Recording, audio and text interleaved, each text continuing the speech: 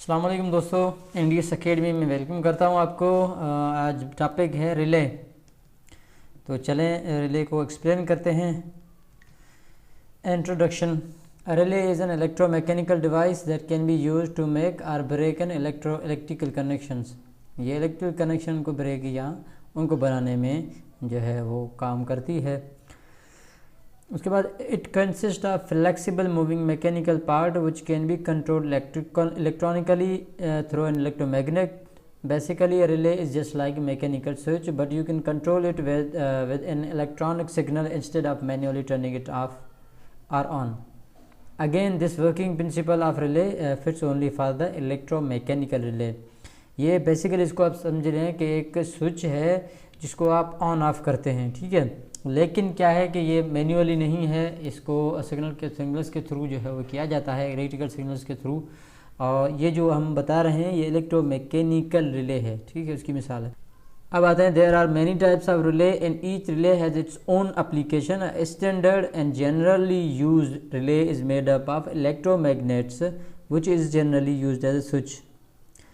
Relay के तो बहुत सारे टाइप हैं जो हम स्टैंडर्ड यूज़ करते हैं, जनरल तरीके से जो यूज़ करते हैं वो यूज़ करता है इलेक्ट्रोमैग्नेट्स, ठीक है, और उसको स्विच की तरह ही हम यूज़ करते हैं।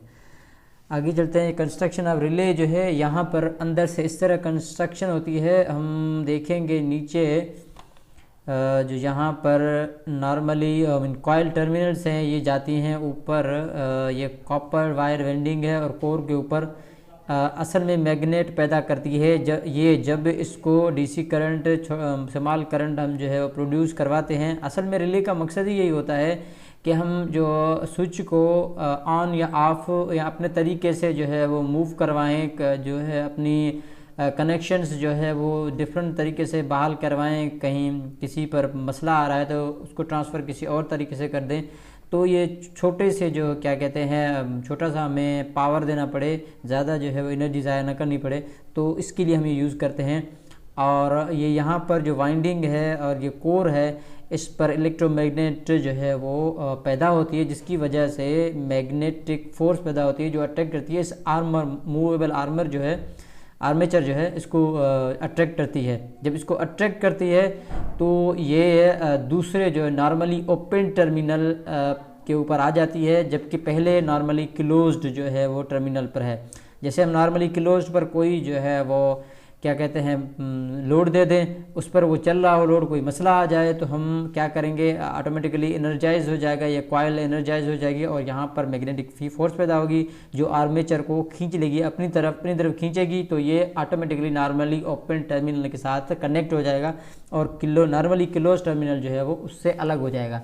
और नॉर्मली ओपन जो है वो स्विच आपको पता ही होंगे। नॉर्मली क्लोज ये होता है कि उसकी नॉर्मल कंडीशन जो होगी वो नॉर्मली क्लोज ही होगा, उससे करंट फ्लो हो रहा होगा। नॉर्मली ओपन ये है कि नॉर्मली तरीके से वो ओपन ही होगा, उसमें से करंट फ्लो नहीं हो रहा होगा, लेकिन जब हम उसको करवाएंगे, उसको क्लोज करवाएंगे, तभी उसमें से जो है वो करंट फ्लो होगा।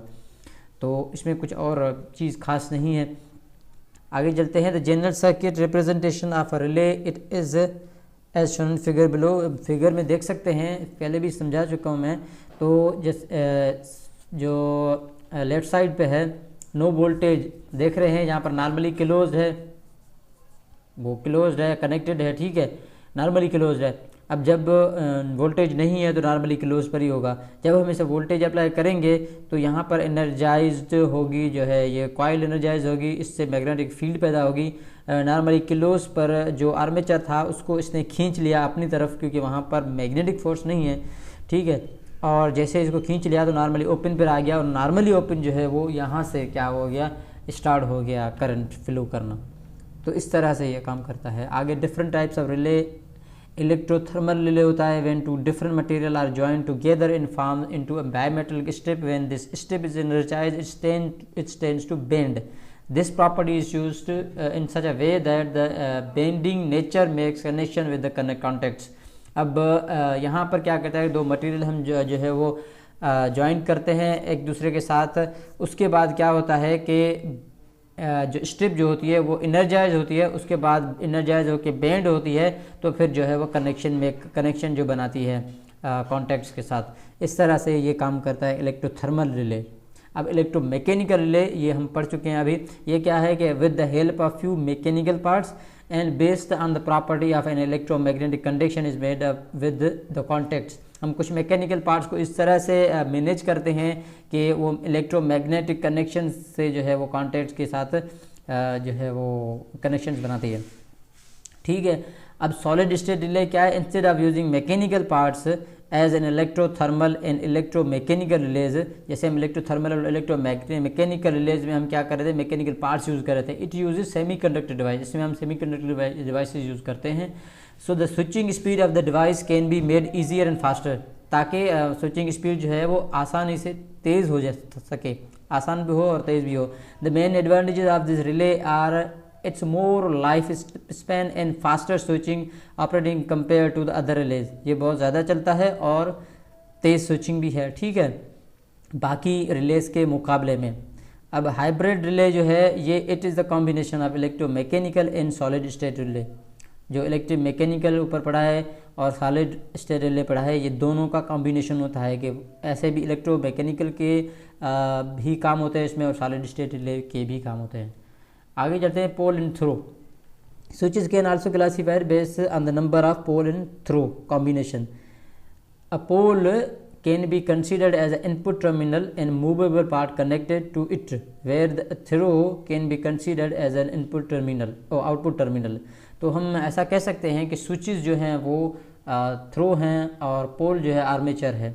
अब आते हैं single pole single throw SPST relay जो है, it consist only one pole and one throw. Generally the path is either closed or open, remains untouched in any terminal. A push button is the best example of this type. When a push button, the contact is in a closed position. When released, the contact is in the open position. अब यहाँ पर हम देख लेते हैं कि एक जो है वो सिंगल पोल है और सिंगल थ्रू है।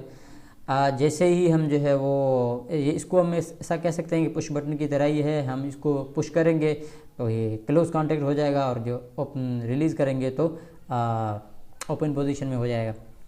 तो ये इस तरह होता है सिंगल पोल और सिंगल थ्रो।